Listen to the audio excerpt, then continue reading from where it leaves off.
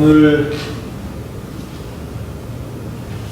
예레미야 30장 같이 읽으셨는데 오늘 말씀에서 하나님께서 위로해 주신 말씀을 하고 계시죠. 그래서 이스라엘 역사를 보면 이스라엘 백성들이 잘못하면 하나님이 이렇게 징계를 하시잖아요. 주로 많이 쓰시는 방법이 옆에 있는 다른 나라들이 쳐들어와가지고 이렇게 힘들게 하시잖아요. 사사시대 때 보면 계속 쳐들어왔다가 회개하면 다시 또 돌아갔다가 미디안이 쳐들어왔다가 블레셋이 뭐 계속 반복되죠. 그럼 그렇게 적들이 쳐들어오면 어려운 게 뭐냐면 처음에는 칼이나 창으로 이렇게 찌르고 자르고 해서 죽여서 피 흘려서 죽는 게 고통이 있지만 그 다음에는 어떤 고통이 항상 따라오는 거 하면 경제적인 고통이 따라오거든요. 경제적인 고통. 물질의 문제가. 그래서 뭐 적들이 다 뺏어가니까 먹을 게 없어서 굶어서 힘들고 또 성이 있던 때는 성을 포위하면 처음에는 이렇게 버티죠. 적군이 쳐들어온 줄 알고 미리 이렇게 식량도 저축해 두고 해서 이렇게 성문을 닫고 그런데 적군이 뭐 그냥 하루 이틀 있다가 가는 게 아니고 1년, 2년 막 이렇게 되면 그럼 식량이 떨어져서 이제는 굶주림으로 고통을 당하잖아요. 그래서 이스라엘 엘리사 시대 때 보면 아람이 쳐들어와서 성을 이렇게 포위했는데 사마리아 성을 포위했는데 먹을 게 떨어져서 심지어 어떤 일이 벌어지는가 하면 아기를 삶아먹는 자기 자식을 삶아먹는 일까지도 벌어지잖아요. 그래서 이스라엘 역사를 보면 자기 자식 삶아먹는 일들이 종종 벌어지죠. 뭐 사람이 너무 배가 고프면 눈이 뒤집혀서 자식이고 뭐고 당장 입에 뭐 누르는 거 동물적인 본능이 생겨서 그런 비참한 일이 벌어지죠. 그래서 성이 이렇게 함락이 되는 게 보면 적군이 사다리 타고 올라오고 성문을 깨뜨려서 함락되기 전에 이미 안에서 먹을 게 떨어져서 그냥 굶주리고 서로 잡아먹고 하다 보니까 막 전염병 돌고 그래서 스스로 무너져가지고 이렇게 비참하게 마지막을 맞이하죠. 그래서 그렇게 해서 무너지는 경우도 있고 또 뭐 이렇게 적군이 다 뺏어가서 무너지기도 하고 어쨌든 어떤 일이 탁 터지면 처음에는 전염병이든지 혹은 뭐 적군이 쳐들어와서 창으로 이렇게 뭐 죽여서 고통을 당하든지 하지만 그 일 다음에는 2차로 경제적인 고통이 항상 와요. 굶주리고 굶어 죽고 그래서 어떤 재난이 탁 오면 그렇잖아요. 우리나라도 뭐 예를 들어서 홍수가 나가지고 집이 떠내려가고 막 이렇게 살림살이 떠내려가고 하면 그거 뭐 물에 떠내려가서 죽고 막 해서 힘들지만 물이 빠지고 나면 이게 엉망이 돼가지고 가게가 다 엉망이 되고 집이 엉망이 돼서 그러면 이제 경제적인 고통이 나는 거죠. 살 길이 막막해지고 이스라엘 백성들도 그렇게 늘 그런 일들을 당하면서 고통을 하면서 이렇게 어려움을 겪죠. 그래서 고통은 제가 목회를 하면서 보면 어려움을 당하는 분들을 보면 고난이 이상하게 하나 왔다 탁 없어지는 게 아니고 고난이 오면 그 다음 고난 계속 이어지는 것을 보면서 너무너무 이렇게 고통을 당하는 것이 너무너무 이렇게 심해지는 걸 보면서 가슴이 아픈 그런 기억들이 많은데 성경을 보면 늘 그렇죠. 그래서 어쨌든 그렇게 고난이 오면 그 다음에 이스라엘 백성들이 항상 했던 게 뭐냐면 하나님 앞에 회개하잖아요. 그래서 오늘 말씀을 보면 그 패턴이 그대로 나타나요. 영어로 하면 이게 정확한데요. 영어로 하면 3R이라고 repent, 회개하고 return, 돌아오고 rebuild, 다시 세우고 그런 패턴이에요. 그래서 오늘 말씀도 보면 그게 그대로 드러나요. 하나님이 이스라엘 백성들이 잘못됐을 때 징계를 하시는데 그게 바로 이제 나라가 망하고 바벨론으로 끌려가고 그런 일이죠. 그래서 그런 고난을 당하니까 그렇게 강팍하고 안 하겠던 이스라엘 백성들이 이제 하나님 앞에 회개하죠. 하나님 살려주세요. 우리가 잘못했어요. 하고 이렇게 한번 같이 말씀 15절 같이 한번 읽어보시죠. 15절 너는 어찌하여 내 상처 때문에 부르짖느냐 내 고통이 심하도다. 내 악행이 많고 내 죄가 허다함으로 내가 이 일을 너에게 행하였느니라. 그래서 하나님께서 하셨다는 거죠. 14절을 보면 끝에 잔인한 징계를 내렸도다. 하나님께서 이스라엘 백성이 너무너무 잘못하니까 참다 이제는 징계하셨다는 거죠.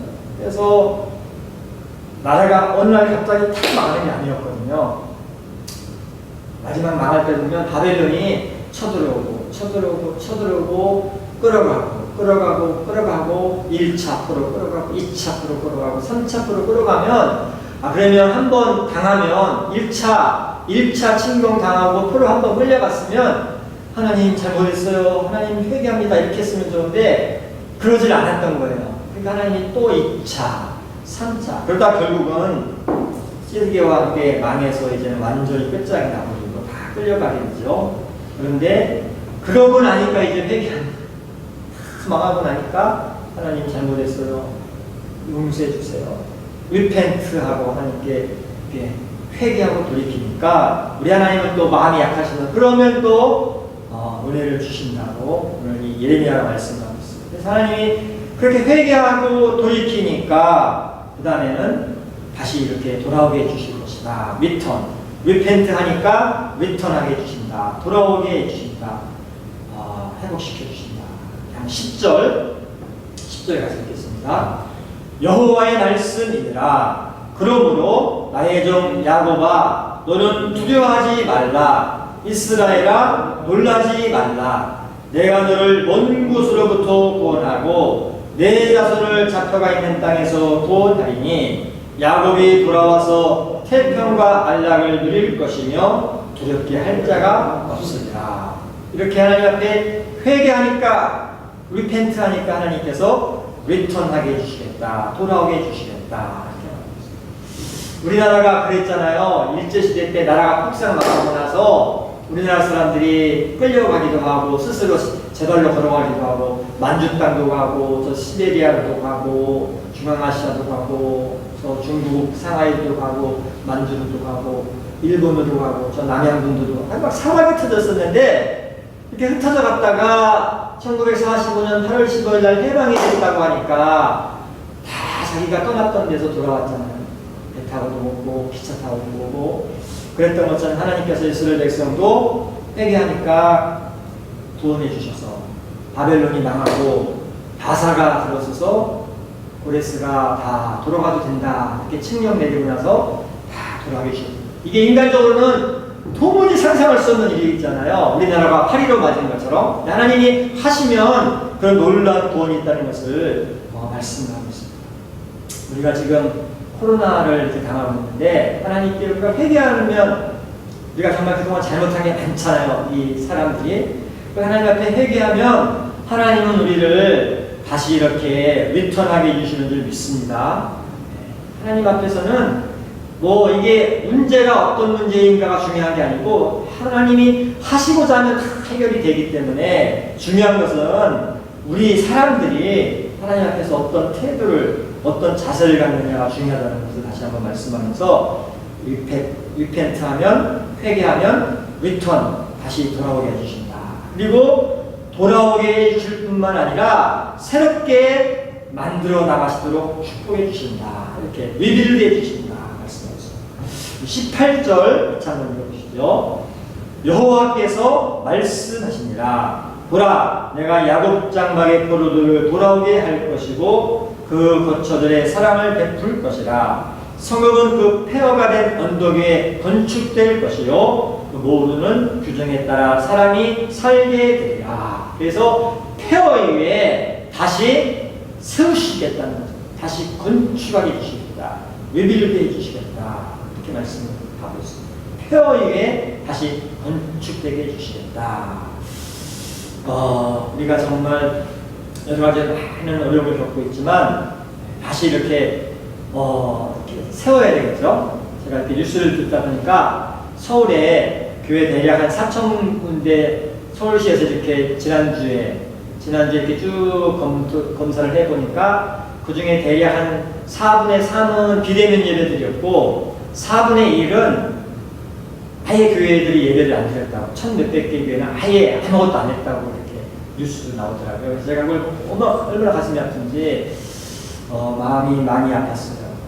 아무것도 못하는 교회들의 그 마음이 얼마나 속상할까. 그런데 어쨌든 우리가 다시 이게 황폐화되는, 영적으로도 황폐화된 데에 의해서 다시 세워야 될 것이 필요하다. 하나님께서 우리가 다시 회개하면 세워주신다. 저는 그래도 은혜를 받은 시대를 살았던 것 같아요. 저는 어려서부터 기도 많이 하는 목사님들이 계신 교회를 다녔어요. 제가 4학년까지는 감리교회 다니고 5학년부터는 장로교회 다녔거든요. 4학년. 근데 4학년까지 다녔던 감리교회 목사님들도 다 기도 많이 하는 목사님들이셨고, 구달선 목사님이나 또 5학년 때부터 다녔던 그 교회도 장로교지만 목사님들이 성령 충만하고 기도 많이 하는 목사님들이었어요. 그래서 초등학교 때부터 학교 끝나면 저는 교회 그 지하실 가서 기도하고, 당연히 그래야 되는 줄 알고 그렇게 살았고, 그런 은혜를 받았고, 또 제가 이제 기도를 이렇게 뭐 대학생, 신학생, 뭐 대학원 이렇게 쭉 다니면서도 기도를 어떻게 하는 목사님들 주변에 만나서 다니고, 예전에 삼각산, 전도사 시대에는 삼각산, 그때는 지금은 못하지만 기도를 할 수 있었던 시절이니까 이렇게 삼각산에 이렇게 금요일날 이렇게 그럴날 가면 그냥 그 평창동 그 차 세워놓고 올라가면 그냥 사람들이요 그 삼각산 위에 그냥 바글바글 그냥 비닐 한 장 뒤집어 쓰고 밤새도록 바글바글 기도하고 그랬거든요. 한국교회가 그랬었어요, 불과. 그런데 요즘은 한 명도 없다고 하잖아요. 그러니까 이게 영적으로는, 물질적으로는 세상이 얼마나 잘 살아졌어요. 그냥 번쩍번쩍 하잖아요. 그런데 영적으로는 황폐화된 거야. 그래서 하나님 우리에게 이렇게 고난 주시는 것이 다시 우리를 이렇게 깨워주시고, 다시 하나님 앞에 돌아오게 해주시고, 다시 영적으로 세우게 하시는 의미가 있다 생각이 되면서, 바라기는 우리 성도님들이나 저나 이 코로나를 통해서 우리가 뭐 먹고 사는 걱정도 해야 되겠고 다 해야 되겠지만, 우리가 영적으로 하나님 앞에 다시 돌아와가지고 다시 하나님 앞에서 리빌드, 새롭게 이렇게 세워지는 은혜를 받는 그런 축복을 받는, 그래서 고난당한 것이 유익이 되는 지난주 말씀처럼 그런 은혜를 받는 우리 모두가 되실 수 있기를 바랍니다. 기도하시겠습니다. 주여를 3번 외치고 우리 한번 다 같이 하나님 우리에게 repent, return, rebuild, 회개하고 하나님 앞에 다시 서면 돌아가게 해주시고 우리를 다시 세워주시는 것을 믿고 그런 은혜가 우리에게 임하게 해달라고 다 같이 기도하시겠습니다. 주여